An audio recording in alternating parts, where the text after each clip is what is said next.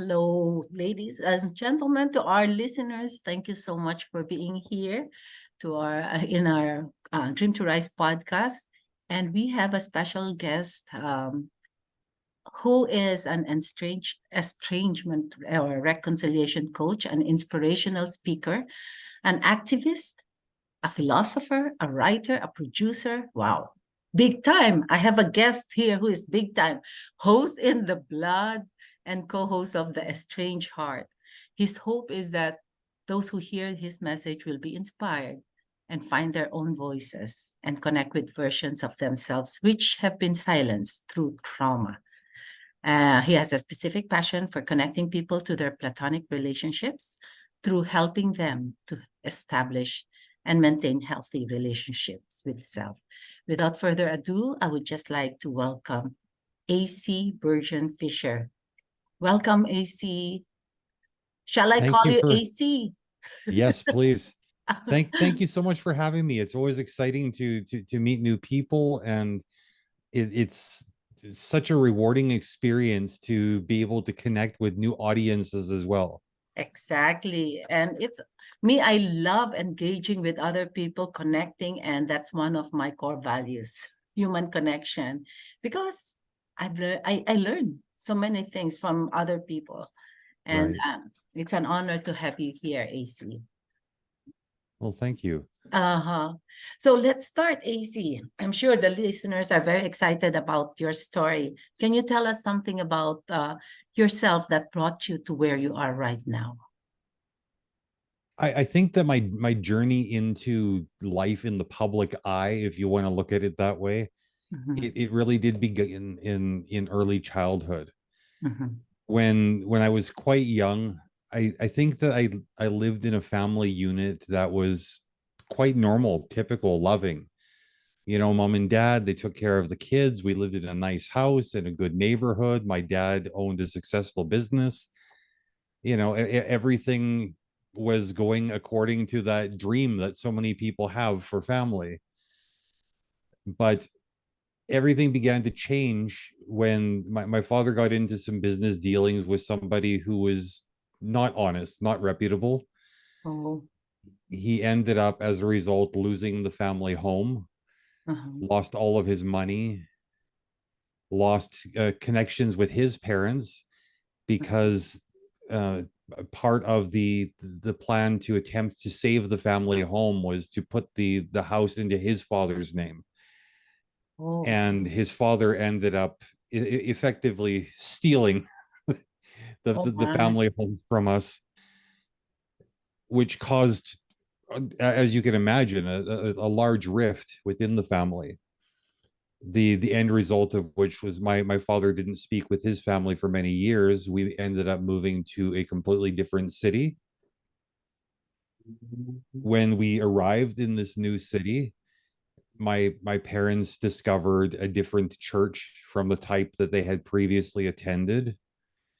The beliefs within this church were very different from what they had previously experienced, and it seemed like the combination of the frustration and the anger towards family combined with the fanatical religious beliefs, part of which involved prescribing strict discipline, punishment of the children. It created a very different household environment from the one that I had originally experienced. My father did become quite physically abusive with me, starting from the age of when I was maybe 6 or 7 years old. Oh my. You're still young, very young.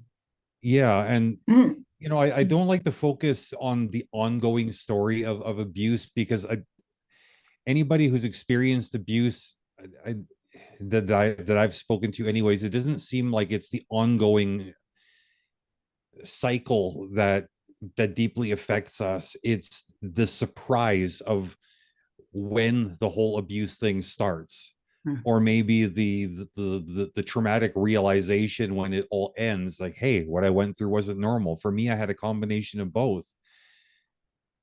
Because the two big moments with the childhood abuse for me that stood out was The first time it happened, I was completely shocked. I had no idea that this man who had always been a loving, interactive, kind, gentle father was now dragging me into the garage to beat me with a metal rod. Oh I had no my. idea what was happening. Oh my. I had never experienced this before, and that was just the beginning of a journey of abuse that was going to last until I was 14 or 15 years old. Um, I don't know that my father would have stopped the abuse all by himself if it hadn't been for the fact that he was a very average sized man.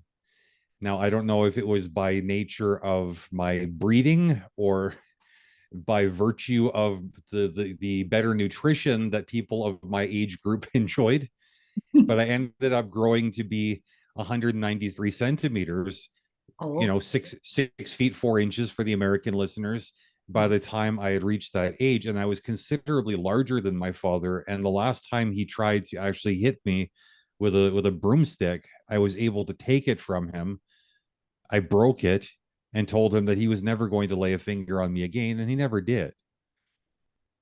Mhm. So sorry, I don't know if you want me to keep on No, telling my story or if you I prefer to would just like interrupt. to ask, no, because I've shared with you a while ago during our before this podcast that I was also abused by my husband, and he was abusing also my children, most especially my son. Do you think the him being abused was this it it started from what happened in the family, right? But before, he was not like that. But I've discovered from my sister-in-law that my husband, late husband, was abused also by his parents. So Right. I just don't know. I know it's always like this history that keeps repeating in terms of the abuse, Oh, there because was absolutely that family history.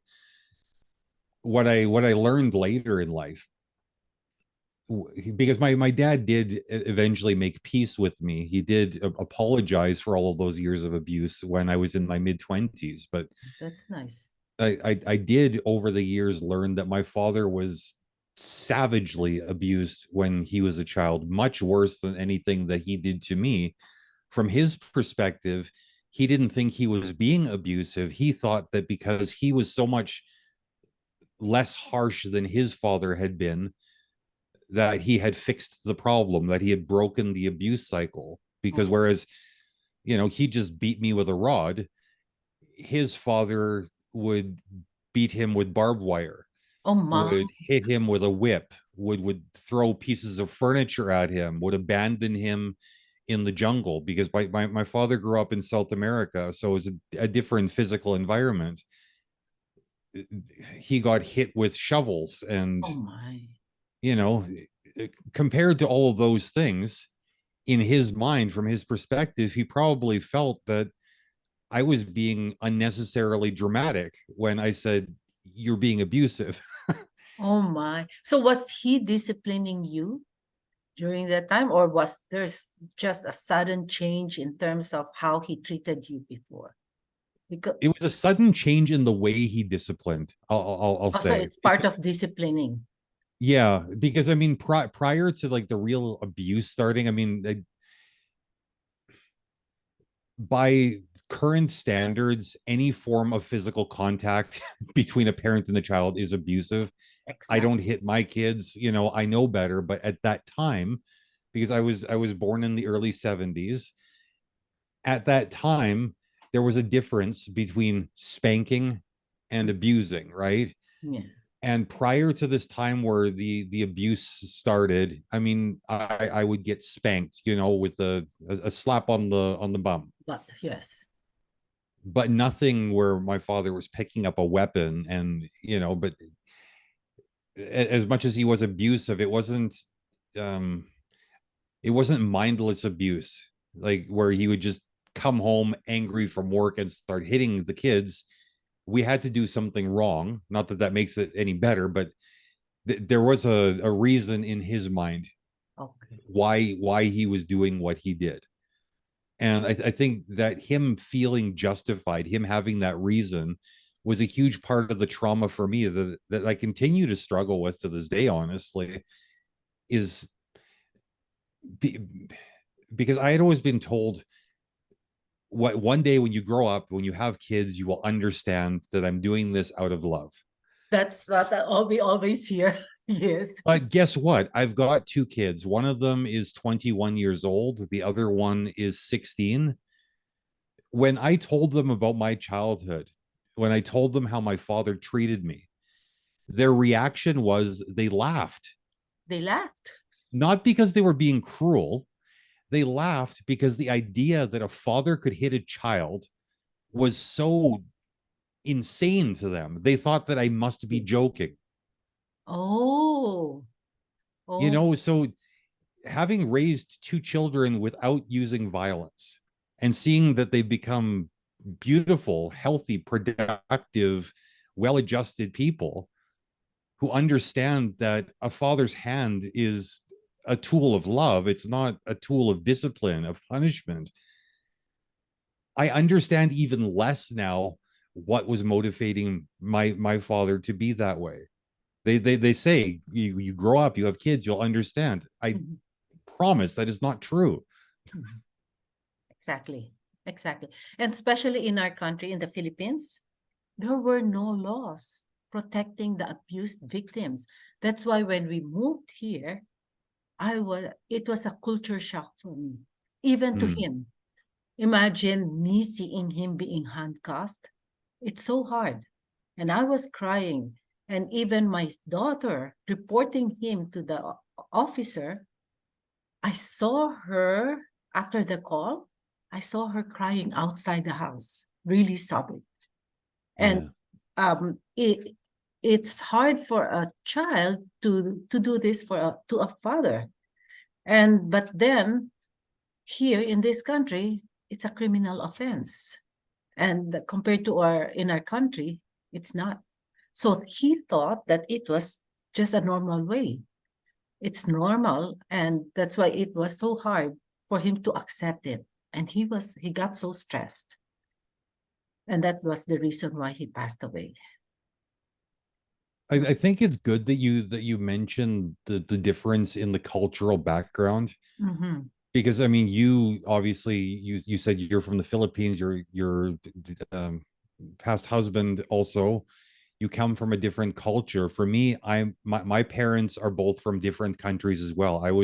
I'm a first generation Canadian. Mm-hmm. My father was from Paraguay, my mother is from South Africa. Oh. So I mean, for my father, again, I think coming from a similar background to you, coming from a place there were no laws protecting children, there were no laws preventing abuse, anything like that. It was understood that if you want to have good children, you need to beat them. Mm-hmm. For them, that's discipline. Right. And from the perspective of a person like that, it must be terribly confusing when you think you're doing the right thing, Mm-hmm. and then to later find out that in fact you did the wrong thing Mm-hmm. according to the culture and the customs and the laws of the country where you have chosen to live. Yes. You know, and my father did eventually come to that realization, because I had a very very difficult time of things with him. There was a lot of frustration. I was a bit of an angry teenager, but I was so afraid to express that anger because of the way I was treated when I was smaller. I saw my father as a very, very strong figure, somebody who shouldn't be challenged. He would always ask me, you know, what's going on? What are you thinking? You don't talk to me anymore. Can you please communicate? Mm-hmm. And there were a lot of thoughts I had going on my head, but I was so afraid to communicate because I knew what kind of anger he was capable of, and I didn't want that. So I just learned to stop talking. If Mm-hmm. somebody asked me what was going on, it didn't matter how many thoughts were racing through my mind, everything is fine. See, and Well, especially you seem sad. No, I'm just tired. see, especially the guys, they don't express their feelings. Compared with the ladies, with the women, they're more Yeah. open to their friends. But for the guys, they just keep it to themselves. And that's why most of the time, a lot of guys, well, based from the statistics I've seen, guys commit suicide. The rate of guys committing suicide is higher than the females because they keep it to themselves. So I would just like to ask, I'm just kind of interested in terms of how were you able to, I don't know, is it up to now that you still have that? Is your dad still alive? No, my dad passed away in 2002. 2002. Were that, was there an opportunity for you to talk and express and share everything with him before he passed away? It was actually starting when I was about 18 or 19 years old. My father started to apologize. Oh, that's But I wasn't ready to hear the apology. I was still so hurt and angry and traumatized. It just, I think initially when he apologized, it was a relief to hear that he could acknowledge that he had made mistakes. But there was also a little bit of denial on my own part because instead of having a conversation, I just said, okay, that's fine. Thank you. I didn't want to think about it anymore. but I'm sure Thankfully, you're still carrying that baggage with I you. at this point I was still carrying all this stuff inside, and it wasn't doing me any good. I see. I think my father, thankfully, was determined to have this conversation, which is why he kept on apologizing. He kept on inviting me to talk to him about it. But sadly, the more he tried to get me to talk, the less I wanted to talk. I wanted to drink. I wanted to do drugs. I wanted to avoid talking about things. And it got to a point where I even stopped calling him dad.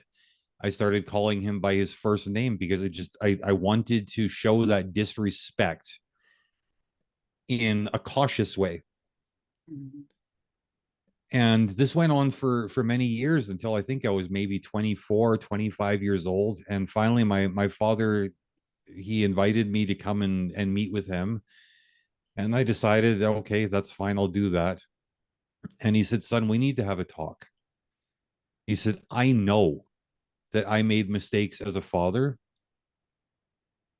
I know that I can't change what has been done. I have been apologizing to you for years, but you are not able to understand. You're not able to accept, to process those apologies. Mhm. I don't know what it is going to take for you to feel better, but we're going to figure it out. If you need to beat me, if you need to hurt me, if you need to yell at me, shake me, choke me, kill me, if that's what it takes. Oh my. But after this day, you will let go of that anger and that hurt. And as soon as he gave me that option, when he was willing to volunteer his own life to me just to gain my forgiveness, that's when I understood he was being sincere. And I think compared to many other abuse victims, I was very, very fortunate to have somebody that was capable of reflecting on self that way and setting an example for me also, that as a man, we're going to make mistakes, we're going to do things that we regret, and that it isn't a weakness to acknowledge that, and that it isn't a weakness in front of our children, especially, to say, hey, I really, really messed up, Mhm. but my job isn't to make me feel better. My job is to make sure that you are healthy and you are capable and you are productive. And that gift he gave me, unfortunately, as much as that helped me overcome a big piece of the burden that I was carrying, there were still a lot of those bad habits that I had taught myself, as far as not talking, keeping my emotions inside. I found that I was starting to have angry outbursts as well. A lot of men struggle with this because whether a male is abused or not, society teaches us a lot of the same things. You know, don't cry, Mhm. don't express your feelings. Unless the feeling is anger or rage, those things are okay. Mm. But you don't want to be soft. It's seen as a problem for you know, that's woman stuff. Women have feelings. Men don't have feelings. Men are strong. But it's such a ridiculous thing because these feelings do come out. Exactly. And the more we try to keep them inside, the more I think unpredictable, explosive, angry, even sometimes abusive that we can get. And I've often said that, you know, people spend too much time focusing on anger. How do I stop the anger? And I always say you're looking at the wrong thing. The anger isn't an emotion all by itself. The anger is a symptom of something else. That something else might be I'm feeling frustrated. I'm feeling hurt. I'm feeling invalidated. Sometimes it's something as simple as I'm feeling hungry. We need to get in touch with what we are actually feeling. We need to address these needs. You know, if you're hungry, eat a sandwich. If you're frustrated, well, look at the problem. What's frustrating you? What is the obstacle? Can we overcome it? If I'm feeling invalidated, ignored, unheard, maybe I need to change the way I'm addressing the people I'm talking to. Maybe I need to find different people to talk to. There's always these options. And sometimes too, this is the big one for me. This is, I think, the most important personal philosophy that I have is when I'm approaching other people, other situations, and I'm getting frustrated, instead of looking at the situation and thinking, you know, why is this happening to me? Why are you doing this to me? Why are you treating me this way? My first question is, why am I reacting this way? Mhm. Why does this bother me? What do I need to work on? Mhm. Because it's really important to look. It's all about ourselves, how we perceive a situation. Do you look at it in a that you're being threatened or being that's that thing, no? We were trained since childhood to react instead of respond. So when we react, then what happens? There's this argument, there's this fight, and there's anger, and there's pain. But when we respond in a more matured way, we're putting ourselves in the shoes of other person. And Exactly. I'm so glad that you had a conversation with your dad. And because for me, forgiveness is a big chunk in a relation in yourself. Because forgiveness is not about the other person. Forgiveness is about you releasing yourself from pain, releasing yourself from resentment, and so on. That's something I wish more people would understand about forgiveness, Yes, is that forgiveness is a gift that you give to yourself. yes, exactly. One quote that I heard from the Dalai Lama, which I loved, it wasn't specifically about forgiveness, but it was about holding grudges. He said, holding a grudge is like drinking poison, but Yeah, expecting the other person to die. exactly. When we forgive another person, it's not saying, hey, what you did was okay. I am willing to welcome that toxic behavior back into my life. What it is saying is, I'm not going to hold on to these ugly feelings anymore. I'm no longer going to keep myself in a prison of this resentment. This is where I set myself free to live my best experience. Mhm. Yes. And it was hard. That's why probably I carried my baggage for how long? For 6 years, because I was always thinking about myself. Oh, why did he do this? Why did his parents do this to us, and so on? But I've come to realize that I to respect what they want. It's hard to lose a son. So if despite the us reaching out to them, because even the grandchildren are looking they want to get in touch with their grandparents as well. So it was hard, but I've come to realize to respect their decision. Oh my! So from this this experience of yours, the struggle, I'm sure what lessons have you learned from this, and now you're applying it now to your children? How do you control now your anger? That's always hard.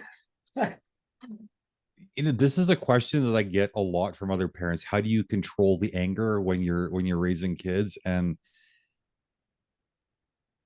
it's not something that I fight with. No, I mean, it's not like I don't get angry. I certainly do get angry. Just when it comes to my kids, the experience of raising them, anger wasn't really a strong component, because I just I set easy goals for myself, and I had more realistic expectations. What I learned from looking at other parents, what I learned at looking at my own experience as a child watching my parents, is that most of the things that frustrated them to the point of anger came as a result of them trying to control me, trying to control my siblings. What I did with my kids was I entered the situation with the understanding that I will never control them. I can't control them. Even if I want to, I can spend all of my time and energy, I will fail. My job is not to control them. My job is to guide them, to inform them, to educate them, to expose them to opportunities. And their job is to hopefully learn. Mhm. Realistically, their job is also to test the boundaries that I've set, to develop their own personalities, their own approaches. These things are sometimes going to be at odds with my desires and at odds with what I think is going to happen. I need to be okay with that, because this is just them expressing themselves. And so when they came and I don't want to say disappointed me, because it's so difficult for my kids to disappoint me, because they're different people. My expectations might sometimes be disappointed, but they never disappoint me. But when something like that comes along, I take a pause and think, okay, well, that's interesting. I'll have a conversation with them. Okay, well, why did you make that choice? What were you thinking there? As a result, they trust me so much. They tell me things they would never tell their mother. I'm the first phone call if something has gone wrong. Wow, that's nice. There's never been room for that anger that a lot of people struggle with as a result. So I mean, maybe in a roundabout way to answer your question, how do I deal with this anger? Well, I deal with it through prevention. Mhm. Oh my, you know what? Raising me, I'm already I'm a baby boomer thing, and I was raised by my parents who are very strict, telling me, okay, do not do this, do not do that, do not. Everything is no, no, no. And then isn't it their communication is like, just look at my eyes, you could already see my message, get my message. That's the type of parents I had, very strict. So I was doing the same thing, because that was how I was raised, no? That So was your normal. that was my normal. So there was a time I was at the bank. We had this pilot study about showing appreciation. And I asked my children, um, did I show appreciation to you both? And then both of them immediately answered no.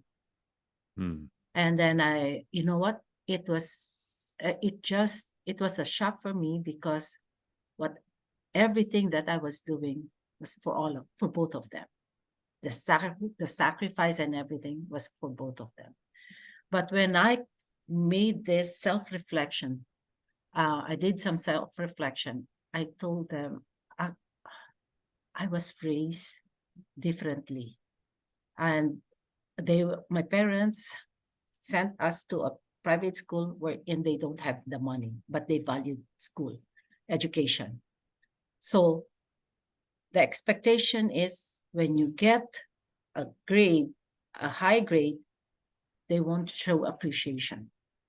But when you give them a low mark, that's the time they will get mad at me Hmm. and reprimand, and then study, study, study. So I was doing that to my children. And then And then when I asked them, how come? Why did you say that? Because when we send our test paper 95, why not 100?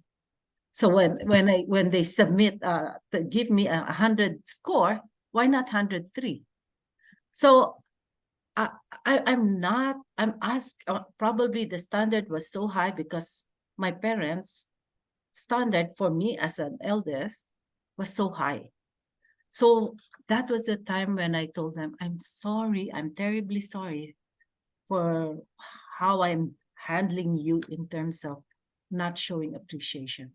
So I tried to make some adjustments in terms of, okay, I'll be with them, try to do what they're doing, their activities, and watch what they're watching, at least to get to know what uh, their fun time is, and then what their likes and dislikes. And then later on, because when I was doing that one, like how I was raised by my parents, they were distancing themselves. They spend more time with their classmates instead with me, instead of them opening up their problems with me. But when I made that change, I could see now the change. I mean, their relationship with me. Now it's like we're friends. Isn't My that beautiful and powerful? Yes. So it's really how you change yourself. You cannot change a person, but they will be able to see the beauty in you, how you treat them, and they mirror it back to you. That's what I've learned. And now my son, whenever we go for a ride, we don't talk about simple matters. We talk deep, uh, deep subjects like purpose, Yeah. life. And I'm so happy that he's now more open with me, even my daughter. I see it's being a parent is hard, right? It is hard, but I love how you adjusted your approach, because it takes a lot of courage to start examining yourself, Mhm. but it shows a lot of love to start getting curious about your children, what their interests are, what their perspective is, like how they see you even. Mhm.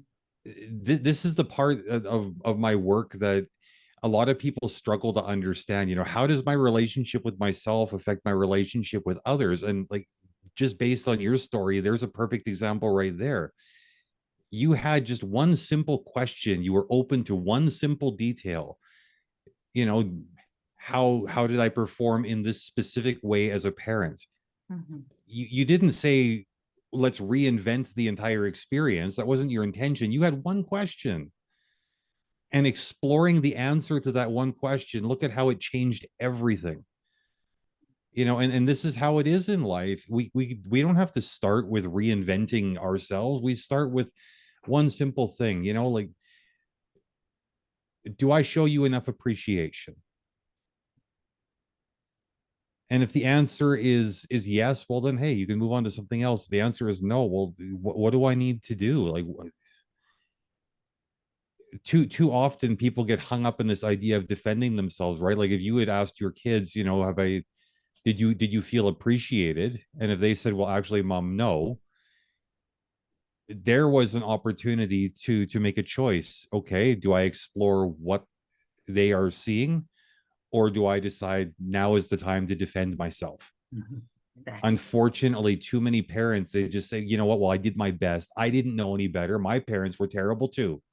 Mhm. So one day when you have kids, you'll understand all that kind of stuff, when really this is a golden opportunity to break a abusive cycle that has existed in your family, sometimes for generations. Mhm. And it's so wonderful because, moving forward, your kids now, that's a mistake I think is unlikely that they are going to make. They don't have the same parents you had. They have somebody better. Mhm. Hi, I'm so thank you so much, huh? You made me think about this, what you just shared. And it touched me. It touched me so much. Oh my, AC. And see, whenever I speak or talk to someone, I gain so much and I learn so much. And you're such a wonderful person being, and now what you're doing is coaching parents as well. Are you coaching parents as well? Yeah, parents and estranged adult children, but my work has been primarily with the parents because Mhm. they tend to be the ones that are shouldering the burden of responsibility to fix things. And actually, in a relationship, there are only two kinds of relationship we're in. How if it's going to work or not. We should be the one. I mean, the first one is how to build relationship connection. The try to see how what where are they coming from. Then Hmm. the other one, which you just shared about defending, is creating a case instead of uh, connecting and seeing how, I mean, discovering how they feel.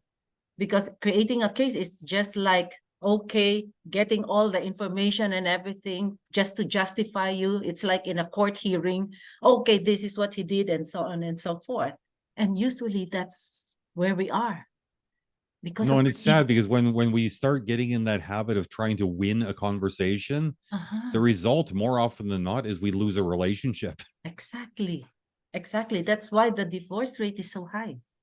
And I Yeah. don't know if that's the findings you see also in terms of the married life.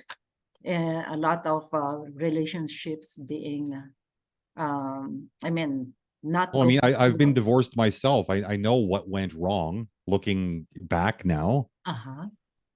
The communication wasn't healthy. I was too busy focusing on who was right instead of focusing on what was right. Uh-huh. And what I can do to improve the relationship. Exactly. Yeah. Yes. Uh-huh. Wow, nice conversation I have. So, what is, since now you're a coach, relationship coach, what is your goal for the next 12 months? My goal for the next 12 months is just to continue reaching more people. I I reach the most people through podcasting. I'd like to see the audience continue to grow, obviously, not because I want to get famous, but just because people seem to respond well to the message that I'm sharing. And the more people hear that message, the better I'm going to feel. I just, the payoff for me isn't so much the recognition or the financial reward. Mhm. The payoff for me is feeling like I've actually contributed something good to the world, and that I've helped encourage other people to think about themselves and the way they relate to other people a little bit differently. Not necessarily doing things my way, but just changing the way they do things and being a little bit more aware of the words they use and the choices they make. We're aligned so much on this one. Spreading our message, and because I know a lot of people are just waiting for our stories and learn from the wisdom of the lessons we've learned because from our past experiences. So what do you, so you want to reach more people through podcasts or through what? Well, I mean, I don't care if it's podcast, if it's reaching more people, talking to them on the street, if it's through the coaching practice, whatever the case may be. Just hey, more people is more people. Yes. And a big part of it too, as I'm sure you've experienced yourself, when you get onto a podcast is a great opportunity to share your story, right? When Yes. you share your story and somebody else hears it, they think, I've got a story too. Mhm. It's almost like it gives them permission to go tell their story, which in turn gives somebody else permission to tell their story. A little piece at a time, one story shared at a time, the world we live in becomes such a better place because we've all learned how to express ourselves, which is, I think, is where we started, was with talking about the value of expression. But also we validate each other by saying, hey, you know what, I understand, I've gone through some stuff too. Maybe Yes. my journey was a little bit different, but the pain was so similar. I know Mm. what it's like to hurt. Can we be there for each other? Yes. Can we share that light for others so the others may also share their light? Right. whenever or when they meet other people who's also struggling. I just love that. So what is your, well, you had a lot of advice which you've shared, but one one simple advice which you could leave for our listeners. An open ear is usually more valuable than an open mouth. Yes, I agree. Agree. That's why our ear, we were given two ears above our mouth. So use those ears first. And Yeah. mind, our head.